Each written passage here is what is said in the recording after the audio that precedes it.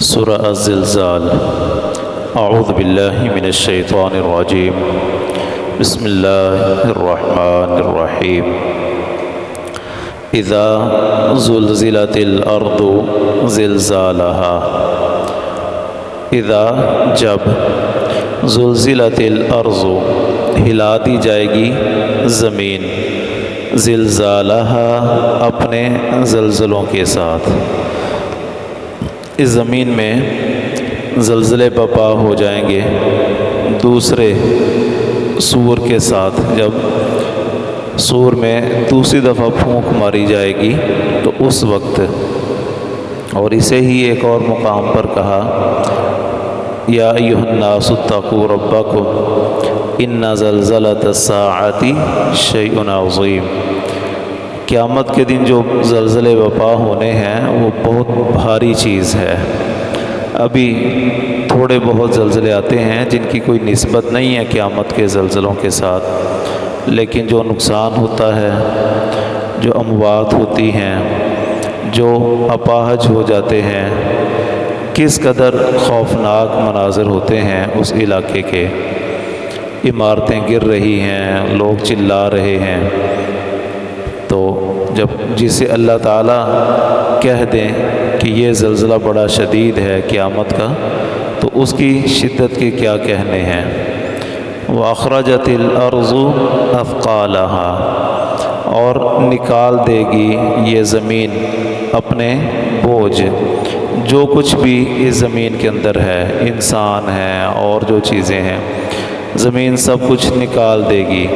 جس طرح سورہ الانشقاق میں ہے وَأَلْقَتْ مَا فِيهَا، یہ زمین جو کچھ اس میں ہے سب باہر نکال دے گی۔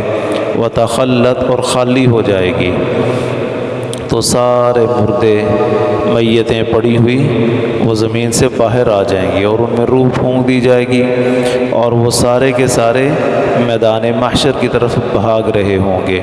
جس طرح کا یوم یخرجون من الاجداث سراعا کأنہم الی نصب یوفضون، جس طرح یہ ایک لگائے ہوئے ٹارگٹ کی طرف بھاگ کر جاتے ہیں تو یہ سارے اس میدان کی طرف جمع ہو رہے ہوں گے۔ وقال الانسان ما لها، اور کہے گا انسان کیا ہے اس زمین کو، یہ کیا ہو رہا ہے۔ سارے ہی گھبرائے ہوئے ہوں گے اپنے اپنے اعمال کے اعتبار سے۔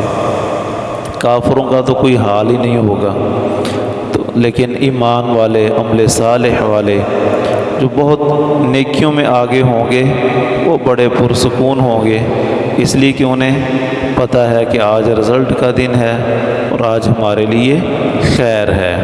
جس طرح فرمایا لا يحزنهم الفزع الاکبر، ان لوگوں کو وہ بڑی گھبراہٹ جو ہے وہ پریشان نہیں کرے گی، وہ بالکل مطمئن ہوں گے، جنہیں مطمئن نفس قرار دیا گیا ہے، تو وہ مطمئن ہیں اور باقی سارے کے سارے پریشان ہیں۔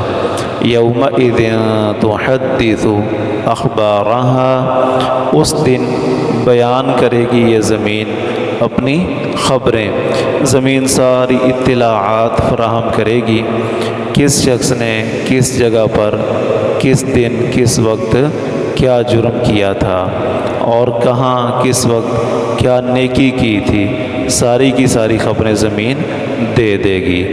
بِأَنَّ رَبَّكَ، اس وجہ سے کہ تیرے رب نے، أَوْحَى لَهَا، اس کو اس بات کا حکم دیا ہے۔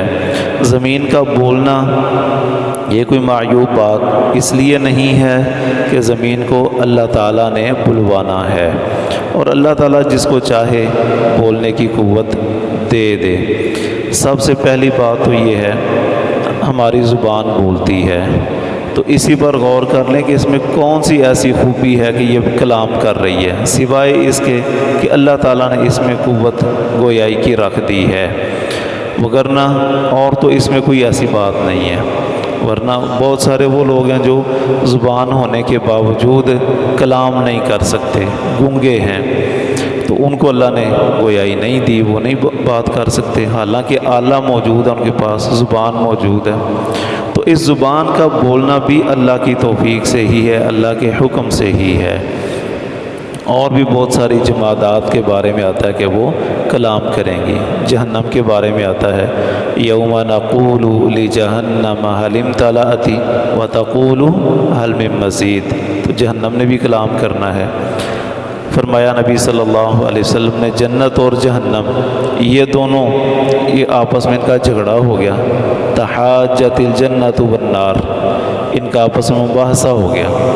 تو جہنم نے کہا میرے اندر تو بڑے بڑے متکبر اور سرکش اور فلاں آئیں گے جو بڑے دنیا میں 30 مار خان بنتے تھے، اور جنت کہے گی میرے اندر تو ضعیف، کمزور، عاجز، اس قسم کے لوگوں نے آنا ہے۔ تو وہ یہ باتیں ہو رہی ہوں گی تو اللہ تعالیٰ کہیں گے جنت سے مخاطب ہو کر کہ تو میری رحمت ہے اور تیرے ذریعے میں نے جس پر چاہوں گا رحمت کرنی ہے، اور جہنم سے کہیں گے کہ تو میرا عذاب ہے اور میں نے اپنے باغیوں اور مجرموں کو تیرے ذریعے عذاب دینا ہے۔ اسی طرح وہ حدیث ہے جس میں ہے اشتاقت النار الی ربیہا، آگ نے اللہ تعالیٰ سے کلام کیا کہ میرے اندر شدت بہت زیادہ ہو گئی ہے، تو اللہ تعالیٰ نے 2 سانس لینے کی اجازت دے دی، تو وہاں آگ کا کلام کرنا ثابت ہو گیا۔ اسی طرح ایک حدیث میں رسول اللہ صلی اللہ علیہ وسلم کے منبر پر آنے کا تذکرہ موجود ہے کہ پہلے آپ ایک تنے کے ساتھ ٹیک لگا کے وعظ فرمایا کرتے تھے، لیکن جب منبر بن گیا تو آپ منبر پر تشریف لے گئے۔ اب وہ جو تنا ہے کھجور کا وہ رونے لگا ہے، بلک بلک کے بچوں کی طرح رونے لگا ہے۔ نبی صلی اللہ علیہ وسلم منبر سے اترے اور اس ستون کو پیار کیا۔ حدیث کے الفاظ ہیں بچوں کے رونے کی طرح آواز آئی اس کی، اور پھر نبی صلی اللہ علیہ وسلم نے اس کو اسی طرح چپ کروایا جس طرح بچوں کو چپ کروایا جاتا ہے۔ اب اس میں بھی رونے کی جو آواز آ رہی ہے ایک جامد چیز ہے، تو یہ اللہ تعالیٰ جب کسی کو جس طرح کی توفیق دے گا ویسا ہوگا۔ قیامت کے دن انسان کے ہاتھوں کا، پاؤں کا کلام کرنا یہ قرآن مجید میں موجود ہے، اس کے چمڑے کا کلام کرنا، گفتگو کرنا یہ موجود ہے۔ اس لیے جمادات کا بات کرنا یہ کوئی انہونی بات نہیں ہے، اللہ تعالیٰ نے جب حکم دینا ہے تو سارا کچھ ہو سکتا ہے۔ یومئذ یصدر الناس اشتاتا، اس دن واپس لوٹیں گے لوگ الگ الگ۔ اشتات شتن کی جمع ہے، منتشر ہونا، بکھر جانا۔ تو اس دن یہ لوگ واپس آئیں گے، یعنی دنیا سے واپس اللہ تعالیٰ کی طرف، اللہ کی طرف سے آئے تھے دنیا میں، دوبارہ اسی کی طرف ہی جا رہے ہیں۔ اشتاتا الگ الگ، اکیلے اکیلے دنیا میں گئے تھے۔ وَلَقَدْ جِئْتُمُونَا فُرَادًا، تم اکیلے اکیلے ہمارے پاس آ رہے ہو جس طرح ہم نے تمہیں پیدا کیا تھا۔ اور یہ بھی ممکن ہے اشتاتا کا ترجمہ علیحدہ علیحدہ گروہوں کی صورت میں کر لیں، ایک گروہ علیحدہ ہے، ایک گروہ علیحدہ ہے، دوسرا گروہ علیحدہ ہے، یعنی ہر جرم کے اعتبار سے علیحدہ علیحدہ گروہ جو ہیں وہ واپس آ رہے ہوں گے۔ لِيُرَوْا أَعْمَالَهُمْ، تاکہ انہیں دکھائے جائیں ان کے اعمال۔ یوم تاجد کل نفس ما عاملات من خیر محضرا، کا انسان نے جو نیکی کی ہوگی وہ بھی اس کو وہاں پر دکھا دی جائے گی، اور اگر کوئی برائی کی تھی وہ بھی وہاں اس کے سامنے رکھ دی جائے گی۔ سورہ کہف میں کہ جب وہ اللہ کے سامنے پیش کیے جائیں گے تو وہاں کتاب ان کے سامنے رکھ دی جائے گی، تو یہ اب وہاں افسوس کریں گے کہ یہ عجیب کتاب ہے، نہ کوئی چھوٹی بات نہ کوئی بڑی بات اس نے کوئی چھوڑی نہیں ہے۔ تو اس دن ان کے وہ سارے اعمال ان کے سامنے رکھ دیے جائیں گے۔ فَمَن يَعْمَلْ مِثْقَالَ ذَرَّةٍ خَيْرًا يَرَهُ، تو جو کوئی کرے گا ذرہ برابر بھی بھلائی کا کام وہ اس کو دیکھ لے گا۔ وَمَن يَعْمَلْ مِثْقَالَ ذَرَّةٍ شَرًّا يَرَهُ، اور جو کوئی کرے گا ذرہ برابر برا عمل وہ بھی اس کو دیکھ لے گا، کیونکہ سارا کچھ تو وہاں موجود ہے۔ تو یہ دونوں آیتیں نبی صلی اللہ علیہ وسلم نے اسے بڑی ہی جامع آیتیں قرار دیا ہے۔ گھوڑے کی بتایا کہ گھوڑا جو ہے نا وہ 3 طرح کے لوگ پالتے ہیں، یا تو گھوڑا پالنا اجر کا باعث ہے، یا ستر کا باعث ہے، اور یا وزر کا باعث ہے۔ اجر کا باعث جہاد کے لیے اس نے گھوڑا پالا ہوا ہے تو یہ اجر ہے اس کے لیے۔ ستر کا باعث اس نے گھوڑا رکھا ہوا ہے، اس پر وہ کام کاج کرتا ہے، مزدوری کرتا ہے، ٹھیلا اس نے بنایا ہوا ہے، ریڑھا بنایا ہوا ہے، اس ریڑھے پر وہ سامان نقل کرتا ہے، سواری کے لیے بنایا ہوا ہے، تو یہ اس کے لیے ستر یعنی پردے کا باعث ہے۔ اس کے ذریعے اس کو پیسے مل جاتے ہیں اور وہ اپنا گھر کا گزر بسر کر رہا ہے، اور لوگوں کے ہاں اس کی ایک عزت رہی ہے، یہ اس کو مانگنا نہیں پڑتا۔ تو یہ پردہ اس کا رکھا ہوا ہے اللہ تعالیٰ نے اس گھوڑے کے ذریعے۔ اور تیسرا گھوڑا وزر بوجھ، اس نے گھوڑا رکھا ہوا ہے فخر و غرور کے لیے، لوگوں پر روب ڈالنے کے لیے، تکبر کرنے کے لیے، سرکشی کے لیے، تو یہ گھوڑا پالنا بوجھ کا باعث ہے۔ تو جب یہ بات بیان کی تو صحابی کہتے ہیں اللہ کے نبی گدھوں کے بارے میں کیا خیال ہے؟